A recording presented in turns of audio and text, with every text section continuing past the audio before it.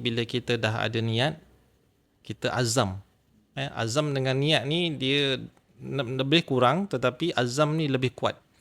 Maksudnya kita ada niat, tapi kalau niat tak sungguh, dia tak jadi.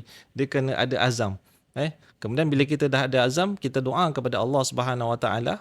Kita sendiri tahulah kemampuan kewangan kita dan sebagainya, nampak macam payah je kan. Tapi tak apa. Doa, azam dan doa kepada Allah Subhanahu Wa Taala supaya menyampaikan kita untuk umrah di bumi Mekah Munawwarah, di bumi Mekah Mukarramah dan Madinah Al-Munawwarah, dan kita berniat untuk menziarahi makam Nabi sallallahu alaihi wasallam.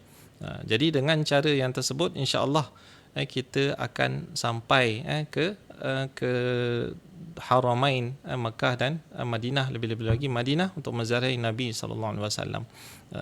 Dan juga kadang-kadang kenapa keinginan seseorang tu tak kuat? Kerana dia masih lagi tak kenal siapa yang bakal dia ziarahi, iaitu Nabi sallallahu alaihi wasallam. Dalam sebuah hadis Nabi menyebut, man zara qabri wajabat lahu syafaati. Siapa yang menziarahi kuburku, wajib baginya mendapat syafaat. Jadi kita bayangkan